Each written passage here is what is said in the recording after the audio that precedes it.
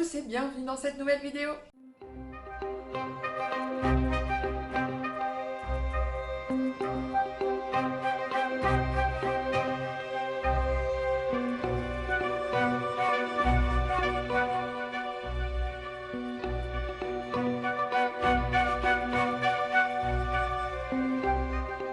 Alors, vous l'aurez vu sûrement dans le titre, nous allons parler de plusieurs choses aujourd'hui, notamment ma nouvelle plante, et on va parler d'Alocasia, et aussi on va parler de floraison, de codonante.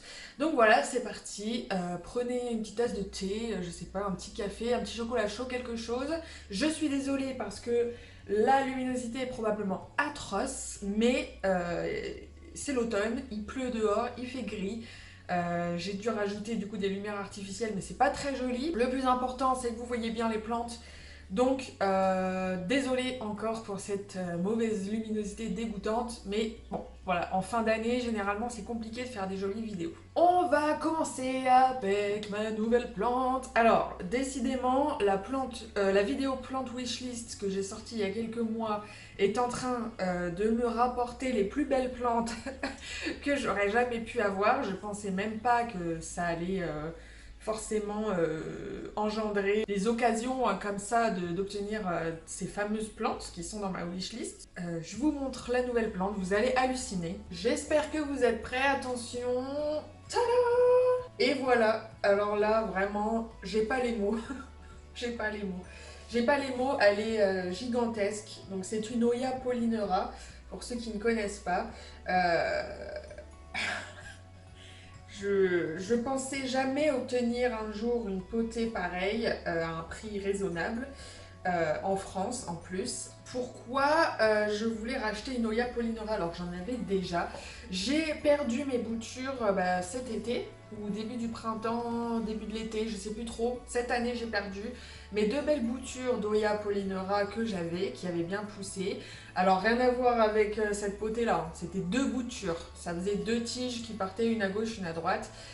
C'était super joli et je les avais eues tout petit, tout bébé quand j'avais acheté. Les boutures, elles avaient chacune que deux feuilles et ça avait bien poussé. Malheureusement, cette année, évidemment, elles se sont faites attaquer par les thrips ou je ne sais pas, peut-être par autre chose, peut-être des acariens, des araignées rouges, enfin bref. J'ai pas réussi à les ravoir malheureusement. C'était encore, mine de rien, que des boutures avec un système racinaire voilà, plus ou moins développé. Clairement, elles n'étaient pas très costauds et j'ai pas réussi à les ravoir. Du coup, je me suis dit que, idéalement, vu que c'est carrément mon Oya préférée et que s'il fallait n'en choisir qu'une, ce serait celle-ci, eh bien, je ne repartirais pas de simples boutures, mais je prendrais directement des grosses potées comme ça. Eh bien, c'était sans compter sur le prix exorbitant des boutures de Oya. Genre, une bouture de quelques feuilles, maintenant, c'est 9-10 euros, voire même plus. On trouve aux Pays-Bas, je l'avais déjà dit dans la vidéo wishlist, mais on trouve aux Pays-Bas des potées comme ça à suspendre, enfin déjà en suspension de Hoya polynera à prix plutôt raisonnable, mais ce qui n'est pas raisonnable, ce sont les frais de livraison qui peuvent monter jusqu'à 18 euros parfois. Donc ça augmente considérablement le prix de votre plante et en plus elle arrive d'un autre pays, donc il peut y avoir tous les soucis liés au transport, etc. Donc franchement, j'avais presque lâché l'affaire sur cette plante. Je me suis dit, moi ce que je veux, c'est une grosse potée. Repartir de quelque chose qui est déjà bien fourni, avec un bon système racinaire et tout.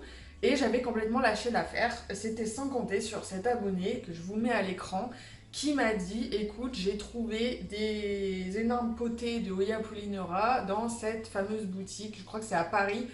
Donc je remettrai tout à l'écran et en barre d'infos, enfin en description. Donc allez aller dans cette boutique à Paris qui apparemment a tout le temps des plantes de ouf. Donc si vous êtes à Paris et que vous voyez cette vidéo, eh bien allez faire un tour dans cette boutique de ouf. Et donc elle m'a dit, écoute, il y a des Hoya polynera en potée, exactement comme tu voulais, en suspension, hyper fournies, etc., etc. Et à un prix hyper raisonnable puisqu'elles sont à 28 euros. Donc c'est voilà, une petite trentaine d'euros pour une énorme potée d'Hoya polynera comme ça.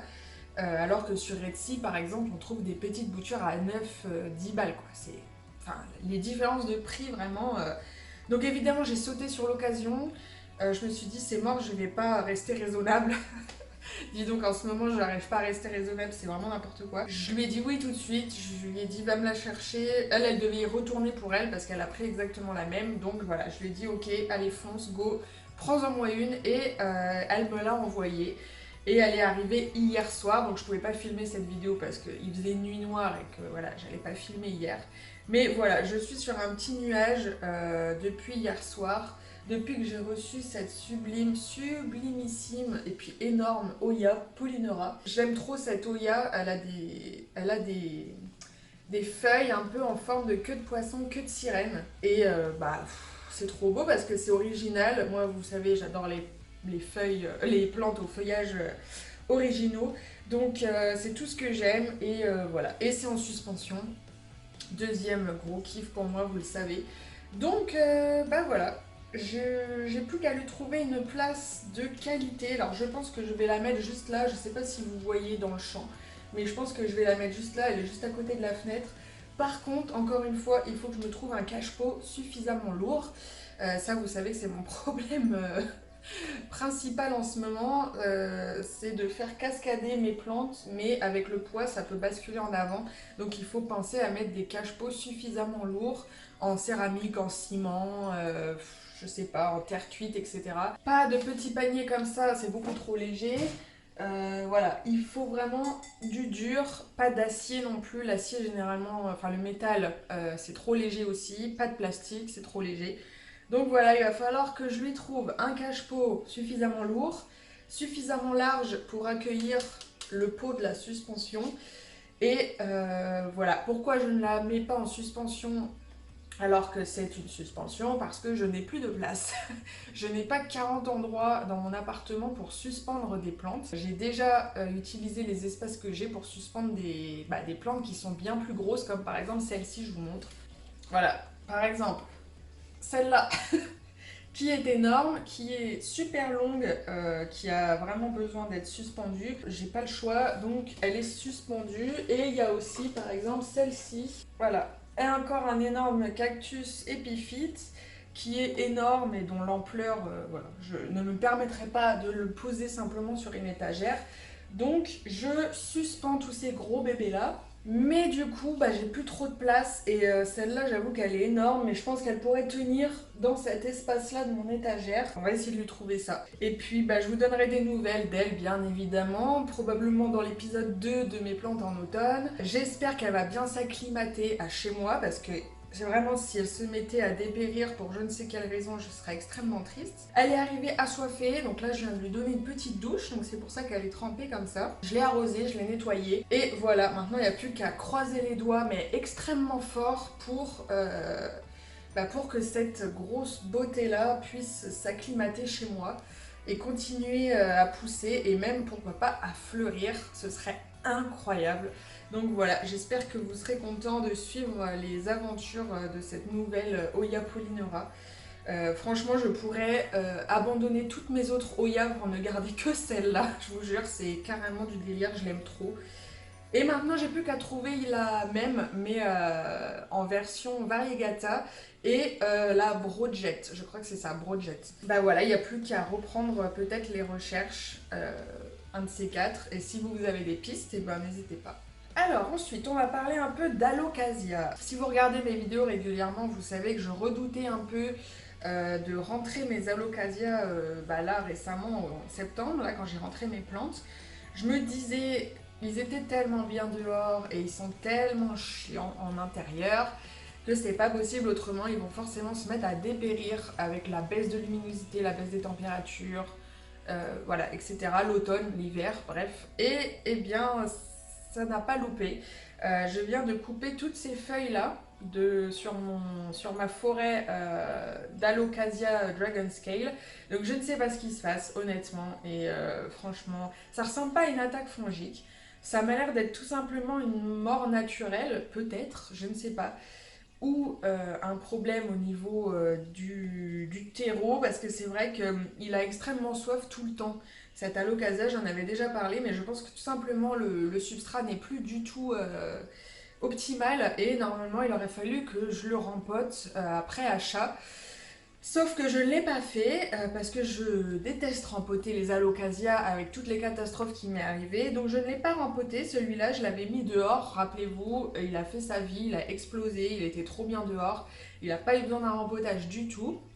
Sauf que là je me dis qu'en fait il aurait peut-être fallu que je le rempote quand même pour lui faire passer l'automne et l'hiver dans un substrat un peu plus adapté. Bon, il n'est pas mort, hein, il retombe un peu parce qu'il a eu soif, mais je viens de l'arroser. Toutes les feuilles ne sont pas en train de dépérir. À chaque fois, toutes celles que j'ai coupées, c'était les plus anciennes. Donc, je ne sais pas, à voir, mais ça me paraît compromis. Surtout que ce n'est pas le seul alocasia à commencer à faire crever des feuilles. On a ici ma magnifique petite forêt d'alocasia mycolidiana, donc qui va relativement bien, mais qui est en train de me faire mourir des feuilles. Donc là j'en ai une ici, il y en a une ici, et j'en ai coupé d'autres déjà depuis que je les ai rentrées. Ça a l'air d'aller hein, quand même, puisque le reste des feuilles se tiennent bien droites, et les tiges sont bien rigides, etc. On a même potentiellement une croissance de nouvelles feuilles qui arrivent, puisque je sens que ça devient de plus en plus épais là au niveau des nouvelles feuilles. Donc je ne sais pas trop quoi en penser. Ce qui est sûr, c'est que voilà, il est en train de perdre des feuilles. J'essaye de pas trop arroser parce que les alocasias sont sensibles, mais en même temps, vu que j'arrose pas assez souvent, ils ont soif, etc. Enfin bref, c'est vraiment les alocasias, c'est compliqué à gérer en intérieur. De toute façon, c'est ce que je redoutais. Alors j'espère vraiment qu'ils vont tenir et qu'ils vont pas se mettre au repos et qu'il va pas falloir que je reparte encore à zéro avec eux l'année prochaine. Ce serait bien qu'ils maintiennent juste quelques feuilles, même sans pousser, sans évoluer pendant l'hiver, juste qu'ils maintiennent quelques feuilles pour avoir quand même voilà, pour avoir des alocasias quand même visibles, parce que s'ils se mettent au repos et qu'il faut tout couper, il restera un bulbe voilà, il restera juste un bulbe et ce sera pas très intéressant. Donc je sais pas, à voir. Et évidemment le troisième alocasia, le gros qui est juste là-bas, je peux pas vous le montrer, mais vous savez c'est le gros alocasia Regal Shield. C'est pareil, il m'a fait mourir une feuille. Il en a sorti une nouvelle qui est évidemment beaucoup plus petite que les précédentes, mais ça c'est parce qu'il manque de luminosité en intérieur. Et il est en train d'en faire crever encore une autre, donc on verra dans les semaines à venir. Je vous tiendrai au courant de toute façon. Alors ensuite, on va terminer la vidéo avec ma petite codonante Crassifolia qui est en pleine floraison là depuis quelques semaines, qui prépare une floraison. Et là, j'ai vu que j'avais presque failli louper cette fleur toute blanche au cœur noir. Alors je sais pas si vous allez bien voir, mais dans tous les cas je ferai des photos et je vous les mettrai à l'écran. Donc elle est en train de fleurir et je vois honnêtement, hein, il y a je pense au moins une bonne centaine de boutons floraux un peu de partout là sur les tiges. Je pense que ça va être sublimissime parce que si vraiment elle s'ouvre à peu près tout en même temps, il va y avoir plein de petites fleurs blanches à cœur noir partout sur la plante et ça va être, mais alors, sublime. J'en ai vu une autre là, je crois. Ah ouais, là il y en a une qui peut-être s'ouvrira dans la journée ou demain, dans la nuit, enfin je sais pas. Et il y en a une autre là, par là aussi, qui est prête à bientôt s'ouvrir. Tous les autres boutons floraux sont à des stades bien moins avancés. Mais je suis trop contente. Je suis trop contente parce qu'en fait, elle a passé, pareil, comme toutes mes autres plantes, la belle saison à l'extérieur. Elle a fait un feuillage de fou, elle a bien poussé. Et là, depuis que je l'ai rentrée, elle a commencé à préparer une floraison. Donc, je suis trop contente. Ça va être super beau. Et dès que j'ai des images, dès que j'ai des vidéos à faire avec plein de belles fleurs blanches, je les ferai et puis je vous les montrerai dans la prochaine vidéo. De toute façon, ceux qui me suivent sur Insta, vous inquiétez pas, c'est sûr, je vais le montrer sur Instagram aussi. Parce que c'est trop cool d'avoir des fleurs en intérieur. À part les Hoya, les misères peut-être aussi, il n'y a pas énormément de plantes d'intérieur qui fleurissent en intérieur. Donc c'est hyper satisfaisant. C'est hyper cool de voir des petites fleurs comme ça en automne. Enfin bref, je suis trop contente et il fallait absolument que je vous montre ça. Allez, je rajoute quand même encore quelque chose. Je voulais vous montrer ce petit cactus cornichon qui est en pleine croissance aussi depuis que je l'ai rentré. Alors c'est pareil, c'est bizarre, hein. Bon, dehors, je pense qu'il poussait aussi, mais ça devait être moins flagrant. Là, on voit vraiment toutes les petites pousses qui sont vertes d'une couleur plus claire. Ce sont les têtes qui poussent vers le haut. Alors, on voit qu'ils filent hein, quand même. On voit que les nouvelles pousses sont très fines. Ça pousse pas aussi large que les tiges de base, mais je pense que bah, c'est toujours pareil, c'est un manque de luminosité. C'est pas grave, on va le laisser quand même pousser, on va le laisser au même endroit qu'il est actuellement, puisque c'est de là qu'il a commencé à grandir. Toutes les petites têtes que vous voyez en bas là, et sur les côtés, un peu partout, ce sont des morceaux qui s'étaient cassés et que j'avais simplement replantés comme ça directement dans le substrat, sans grande conviction. Je me suis dit avec les arrosages, la pluie, etc., ça va peut-être pourrir. Et bah, pas du tout. J'ai eu aucune perte. Tout a raciné, vraisemblablement, puisque ça pousse. Et là, tout est en train de repousser. Donc ça, c'est vraiment un cactus que j'adore, cactus cornichon, qui sont tous en pleine croissance. Là, donc c'est hyper mignon à observer, c'est hyper joli. Et voilà, dans son petit pot en terre cuite, là, j'adore le résultat. Vraiment, les cactus dans les pots en terre cuite, c'est... Je pense qu'il n'y a rien de plus beau. Voilà, donc sur ce, eh bien écoutez, c'est terminé. Je vous souhaite un très bon week-end parce que cette vidéo est prévue pour samedi soir. Donc j'espère que tout va bien pour vous. Si tu es resté jusqu'à la fin de cette vidéo, écris-moi le mot sirène en commentaire. Après Médusa, on va faire sirène parce que on va rendre hommage, j'allais la montrer mais elle est pas là, on va rendre hommage à la Oya Polynera qui fait penser un peu à une queue de sirène comme ça avec ses feuilles. Donc écris-moi le mot sirène dans ton commentaire. Merci beaucoup, à la prochaine vidéo, prenez soin de vous, bon week-end et ciao.